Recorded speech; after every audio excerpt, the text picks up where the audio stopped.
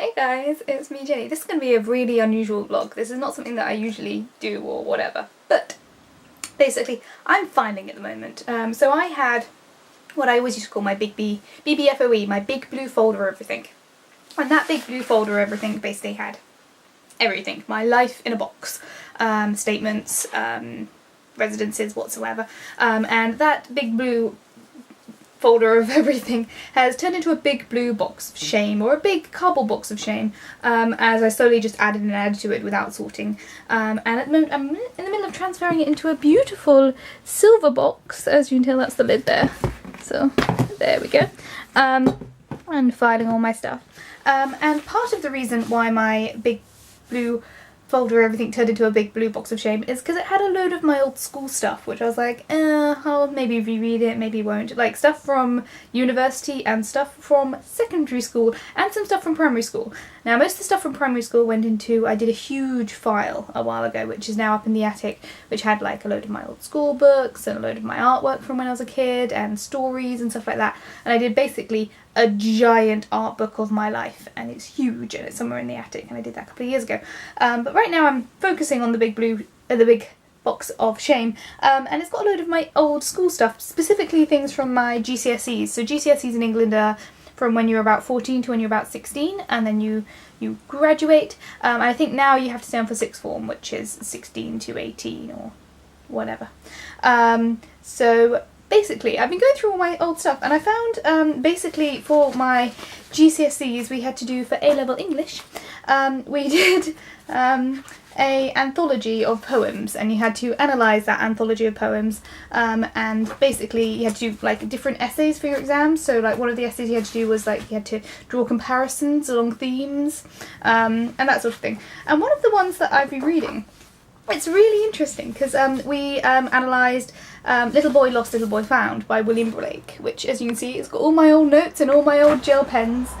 And what's interesting is I was going through all the papers that were stuffed in this same file, which has got a load of analysis points and interesting ways of prompting you to think about things.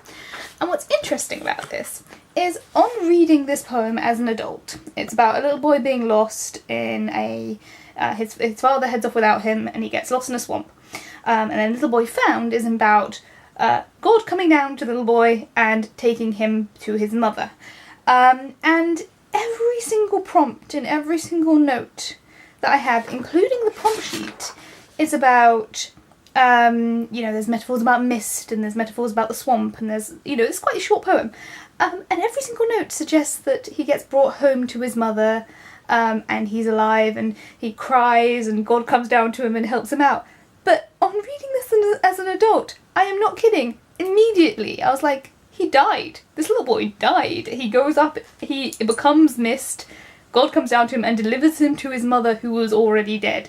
Like, that's my immediate thought process on reading this as an adult, which, according to my notes, according to this prompt sheet, that wasn't even a concept that I thought of as a teenager when I would have been, I think I started, this is pre-2014 Poetry Bank. So I'm guessing this is relatively old. I think, let's see, this was written in, when was this written? It doesn't say when it was written. Oh, it was written in 1789. And when I was in GCSE, I would have been 10 years ago. This would have been 2007, 2008 maybe, when I read this. And I had no concept that this could be an allegory for death.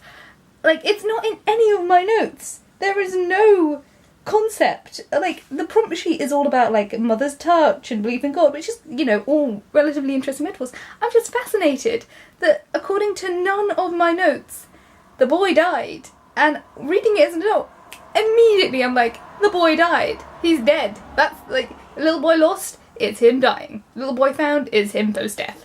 And I can't believe that was something that I didn't see. And in somewhere along the lines, it's not anywhere. Like, I have intensive notes.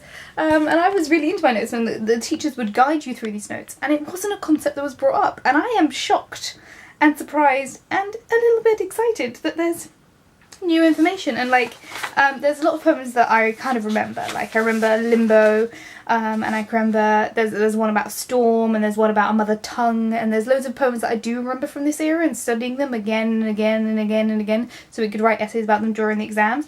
But there's ones that I really don't remember, like there's The Field Mouse, and that's all about the Bosnian Serbian massacres and genocides, and it's really interesting. And I'm going to put all of these notepads in a file and put the poetry book back up on my shelves because I find this genuinely fascinating, both from what I've forgotten and what I apparently did not comprehend at 15 years old. So yeah. Random vlog. I'm going to get back to this massive pile of rubbish that honestly is mostly French notes because I tried learning French many times and je ne comprends pas, je suis anglaise, and that's pretty much all I know. And I've learnt it again and again and again and I still have no clue. I think if I were to live in France for many years, or a French-speaking country for many years, maybe I would crack it. But my brain is not built for linguistics. My brain is built for other things, I think. But yeah, I've got to go through all this and see what I deem worthy of keeping. But this poetry book is definitely going on the keeping pile. So yeah, that was just a random vlog. Thank you for watching. Feel free to comment anything that you thought of as a kid or discovered as an adult that you thought of as wrong or you didn't realise, or like, you know, something that you wrote as a child that you're like, oh, you had no idea. Yeah, I just thought I'd throw that out there as an option because this is fascinating. This is really genuinely fascinating to me. Thank you all for watching. Feel free to comment and bye.